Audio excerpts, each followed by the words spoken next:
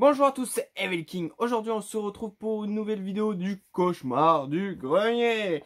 Alors, j'ai été à vide-grenier dimanche. J'en ai même pas fait un, j'en ai fait deux. Deux, et j'ai pas trop trouvé ma vie, franchement. J'ai un peu été déçu. Bref, je vais vous présenter le peu de choses que j'ai acheté. Alors, cette vidéo va être très courte. Attention, c'est parti. Hey, la première chose que j'ai acheté, c'est un DVD que j'ai payé 50 centimes, film avec Jamie Lee Curtis, voilà, Le monstre du train. Film avec Jamie Lee Curtis que j'ai jamais vu, j'ai très hâte de le voir, c'est une très bonne actrice, et vu ce que j'ai lu, il a l'air vraiment très bien. Alors c'est un groupe d'amis qui décide de faire une mauvaise farce à un camarade, mais cette farce tourne mal, ce camarade devient complètement fou. Voilà, quelques années plus tard, ce même groupe d'adolescents fait une fête dans un wagon de train. Mais ils vont être rejoints par un convive qu'ils n'avaient pas invité. Ça a l'air vraiment très bien comme film. Et pour 50 centimes, franchement, j'ai été surpris et j'ai très hâte de le voir. Ensuite, au même vendeur, 50 centimes, j'avais le premier, c'est Bats 2. Alors comme je vous l'ai dit, j'avais le premier, du coup j'ai passé le pas pour le deuxième. Et l'histoire du deuxième m'attire plus que le premier, c'est bizarre. C'est au 21e siècle en Europe, un groupe de soldats cherche à capturer un scientifique. Voilà, ce dernier scientifique se cache dans un labyrinthe peuplé de chauves-souris génétiquement modifiées et qui attaquent les hommes. Voilà. Et ils vont essayer de détruire toutes ces chauves-souris qui essayent de conquérir le monde. Voilà, Bats 2. L'histoire là a l'air très bonne.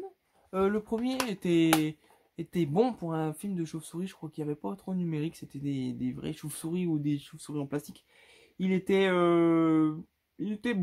Il était pas exceptionnel, mais il était bon. Et le 2, j'espère qu'il est pareil. Ensuite, encore un DVD, encore payé 50 centimes. C'est pas trop mon genre de film d'horreur. Mais bon, je l'ai pris parce qu'il y avait Bruce Campbell dedans. C'est The Woods. Alors, je sais pas si vous connaissez. Vous voyez, il y a Bruce Campbell. C'est marqué dessus.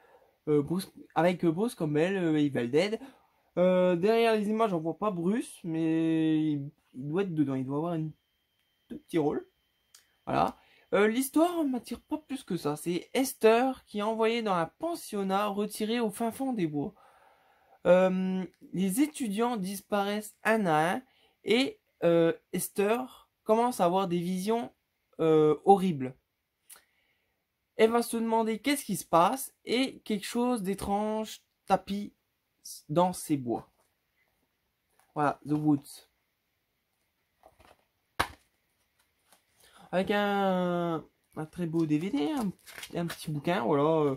Mais dans le bouquin, il n'y a rien. Il y a des autres DVD achetés, voilà. C'est des bouquins qui servent un peu à rien. Mais bon, c'est pour faire de la pub. Dans le temps, ils faisaient de la pub comme ça. Voilà, The Woods avec Bruce Campbell. J'ai hâte de voir le rôle de Bruce Campbell. Alors, ce que j'ai trouvé, c'est un gros livre. C'est vrai que c'est rare que j'achète des livres en vide-grenier. Je dis rien parce que ça arrivait cette année, j'ai acheté le gros livre Stephen King de ça. Mais là, c'est l'encyclopédie Hachette du catch de la WWE. C'est un livre qui est énorme, très lourd. Il y a beaucoup de pages. Il a été vendu à l'époque 29,90 € et je l'ai acheté 2 €. Alors, c'est l'encyclopédie de catch. Il regroupe par ordre alphabétique tous les catcheurs du monde entier. Voilà, il y a des Français, même européens. Il y a des Français, bien sûr, américains, canadiens, bref, australiens. Et il y a des très vieux catcheurs que je connaissais pas du tout et des très récents. Voilà. Alors, c'est une très bonne encyclopédie. C'est dans l'ordre alphabétique. Il y a même, par exemple, des matchs, par exemple, le King of the Ring, des trucs spéciaux. Voilà. Il y a même des très grandes pages des catcheurs les plus connus. Du coup, là, on a notre André le Géant, le seul catcheur français qui a été à la WWE. Voilà, et qui a été champion de la WWE. Parce que ça doit pas être le seul. Il y avait Sylvester Lefort. Bref, on a plein de catcheurs qui sont dans l'ordre alphabétique. Il y en a des très connus qui sont passés à la WWE, des autres pas trop connus.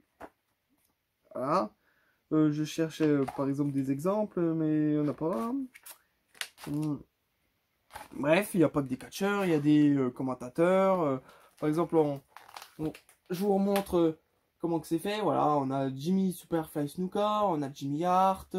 Jimmy Hart, c'était pas un catcheur du tout, mais bon, il y est parce qu'il faisait partie de la famille du catch. Voilà, il y a même des catcheuses. Vous voyez, il y a Maria, il y a le petit taureau, voilà, qui ont fait une brève apparition. Il y a des catcheurs qui sont venus à WWE très rapide et qui sont repartis. Il y en a qui n'y ont pas été du tout. Il y en a des très vieux. Je sais pas si je vais en trouver. Bref, vous voyez ce que c'est. C'est dans l'ordre alphabétique. C'est très très bien. Si on recherche un catcheur, sa date de naissance et tout. On peut le trouver avec cette encyclopédie. Voilà. C'est vraiment génial. À la fin, il y a tout les WrestleMania. C'est un super encyclopédie. J'adore. Pour 2 €, j'ai fait une sacrée affaire. J'adore cette encyclopédie de catch. Je vais la garder longtemps chez moi. Voilà, je suis pas prêt de la vendre, c'est ce que je voulais dire. Voilà, cette vidéo est terminée, j'espère qu'elle vous a plu, un peu courte, mais bon, j'ai acheté que ça, ce vide-grenier. Voilà, même si demain je vais à un vide-grenier, je trouve un DVD, je vous présenterai qu'un DVD, c'est pas grave. Hein. Je présente au jour le jour, voilà. Vous savez quoi faire, comme d'hab, passez une bonne journée en enfer, je vous laisse.